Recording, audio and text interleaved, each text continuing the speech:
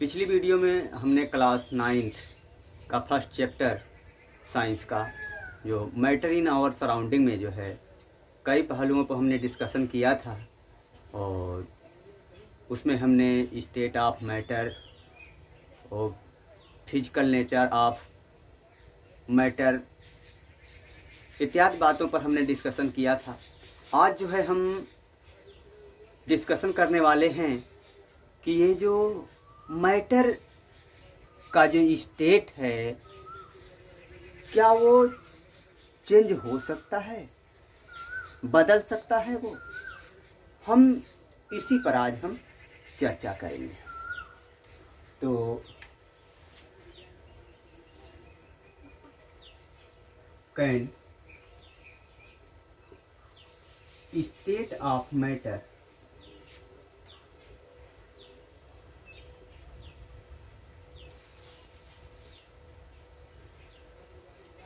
Change.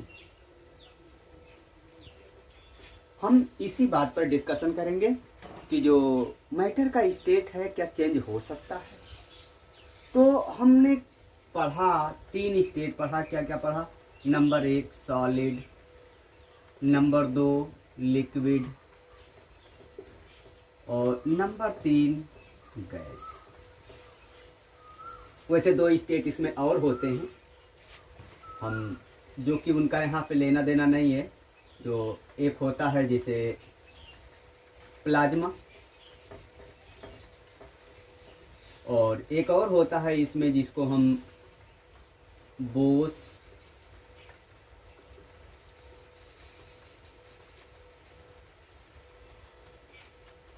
Einstein condensate कहते हैं।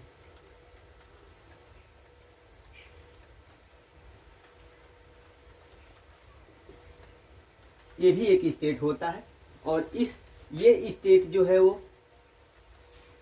Super cooled होता है।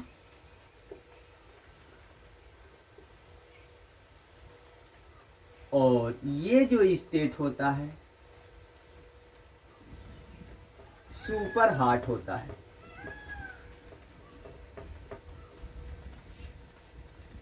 तो हम यहाँ पे इन दोनों स्टेटों की बात नहीं करेंगे, केवल यहाँ सॉलिड, लिक्विड और गैस की बात करेंगे।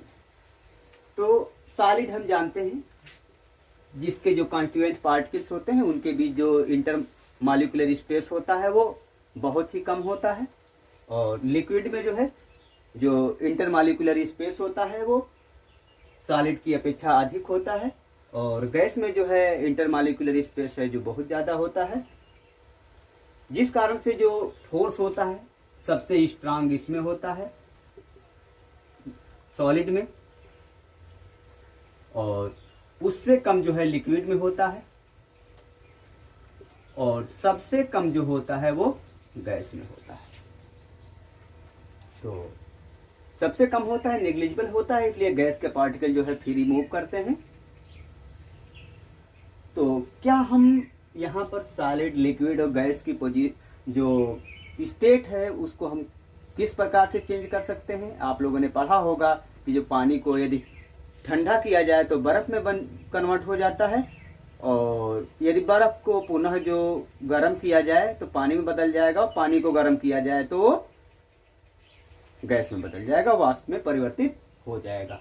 तो हम यहाँ पर जो है इसका मतलब है कि यस, हाँ, हम जो स्टेट ऑफ मैटर है उसको हम चेंज कर सकते हैं और ये चेंजेबल है। तो हम यहाँ पे क्या करें कि ये स्टेट ऑफ मैटर चेंज हो जाए। तो यहाँ पे नंबर 1 चेंज इन टेम्परेचर।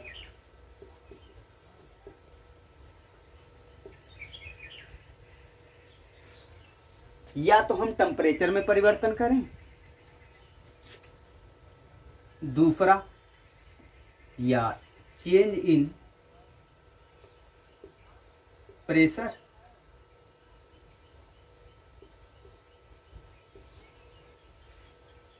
या तो हम दाब में परिवर्तन करें, या तो हम दोनों में एक साथ परिवर्तन करें।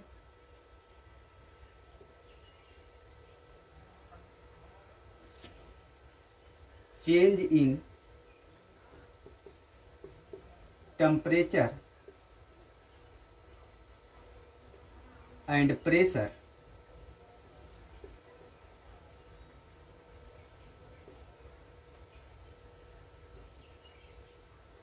टुगेदर। क्योंकि कुछ कंडीशंस ऐसी होती है कि हम जानते हैं कि ताप बढ़ाने पे दाब बढ़ता है, तो यहाँ पे P प्रोपोर्शनल टू T। तो इस कंडीशन को मेंटेन करने के लिए जो है ये हमें जरूरी हो जाता है कि किसी कंडीशन में कि जो ताप और दाब को समान रूप से हम चेंजिंग करें या कांस्टेंट रखें उसको। तो अब हम बात करते हैं चेंज इन टेम्परेचर। तो चेंज इन टेम्परेचर में जो है ताप में परिवर्तन करें। जैसे मान लेते हैं कि दिया हुआ है, ये पानी दिया हुआ है। पानी को यदि हम ठंडा करते हैं तो ठंडा करने का मतलब है कि उससे ऊर्जा लेना, उसमें से जो है ऊर्जा निकालना। यदि हम इसमें से ऊर्जा निकालना शुरू कर दें, इसको ठंडा करना शुरू कर दें, टू टेक एनर्जी,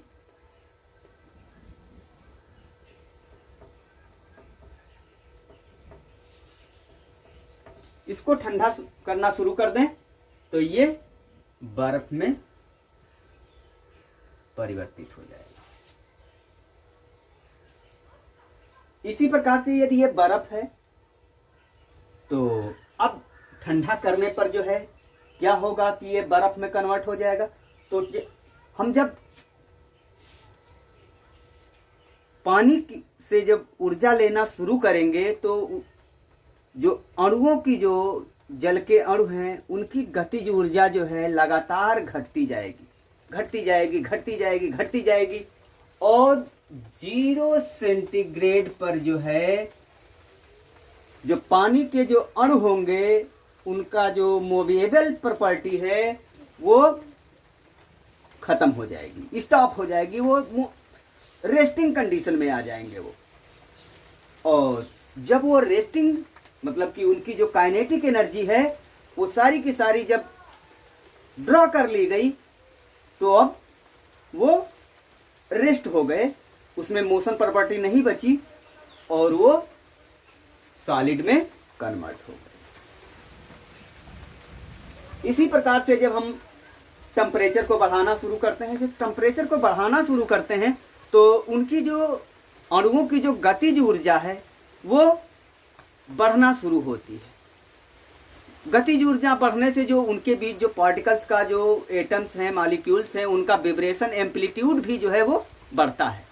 तो जब विब्रेशन एम्पलीट्यूड बढ़ता है तो उनके बीच कंपन का आयाम बहुत बढ़ जाता है, बढ़ने लगता है, और जो फोर्स होता है वो रिड्यूस हो जाता है। तो फोर्स रिड्यूस होने के कारण जो है उसमें मूवेबल प्रॉपर्टी आ जाती है और वो गति करना थोड़ा शुरू कर देते हैं और वो लिक्विड में परिवर्तित हो जाते हैं।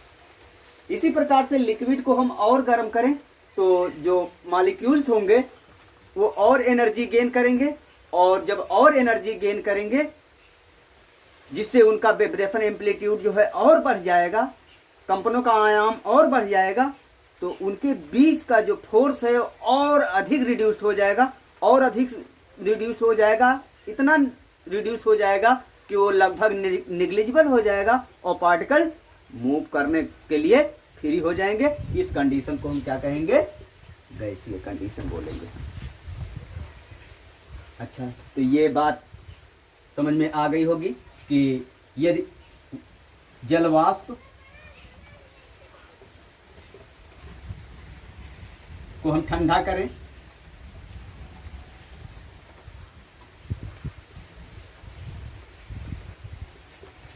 तो ये जल में कन्वर्ट हो जाएगा, और जल को ये ठंडा करें और ठंडा करें तो ये बर्फ में कन्वर्ट हो जाएगा, और ये बर्फ को यदि हम गर्म करें तो ये जल में कन्वर्ट हो जाएगा, और जल को यदि हम और गर्म करें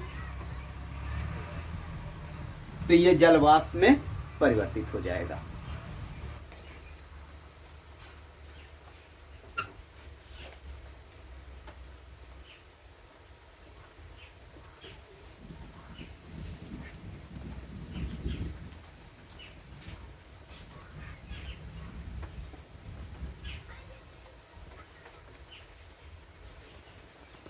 तो ये हमने बात किया ताप में परिवर्तन का, कि ताप में परिवर्तन करने से जो है जो मैटर है उसका स्टेट परिवर्तित हो सकता है। अब हम यहाँ पे बात करते हैं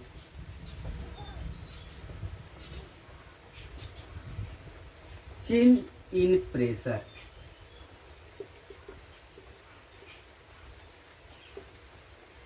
क्या प्रेशर में भी परिवर्तन करके हम मैटर की स्टेट को हम परिवर्तित कर सकते हैं? तो हाँ, कर सकते हैं परिवर्तित, यस। तो यहाँ पर हम कैसे परिवर्तित करेंगे देखते हैं। जैसे कि आजकल आप लोग गैस सिलेंडर देख रहे हैं, तो गैस सिलेंडर में जो गैस है उसको कंप्रेस्ड किया जाता है,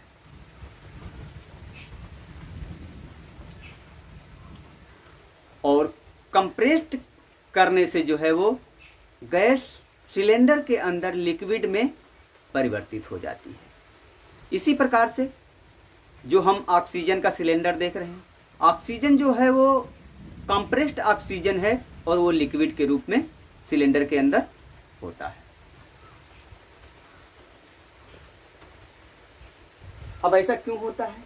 हम जानते हैं जो गैसीय कंडीशन है, गैसीय कंडीशन में जो पार्टिकल्स होते हैं वो बहुत दूर दूर होते हैं, मूवनेबल होते हैं, उसमें मूविंग प्रॉपर्टी होती है, और यदि इन पर जो है हम प्रेशर एग्जर्ट करते हैं, दाब आरोपित करते हैं, तो जो पार्टिकल होंगे वो नजदीक आना शुरू करेंगे, और जैसे जैसे ये पार्टिकल नजदीक आएंगे तो उनके बीच जो इंटर एटॉमिक स्पेस या इंटर मॉलिक्यूलर स्पेस घटेगा। जब स्पेस घटेगा उनके बीच तो जो फोर्स है वो बढ़ेगा, फोर्स ऑफ अट्रैक्शन उनके बीच बढ़ेगा। फोर्स ऑफ अट्रैक्शन बढ़ने के कारण जो है वो कंपैक्ट होते जाएंगे, जिससे जो इनकी एनर्जी है, काइनेटिक एनर्जी है, उसमें चेंजिंग आएगी, और इस एनर्जी में चेंजिंग के कारण जो है उनका स्टेट जो है वो परिवर्तित हो जाएगा। इस प्रकार से यदि हम दाब को बढ़ाते हैं तब भी स्टेट चेंज हो जाएगा, और यदि दाब को हम घटाते हैं तब भी स्टेट उसका चेंज हो जाएगा। जैसे सिलेंडर के बाहर जब गैस निकलती है, सिलेंडर के अंदर वो गैस लिक्विड कंडीशन में होती है, लेकिन बाहर आती है तो वो गैस कंडीशन में परिवर्तित हो जाती है।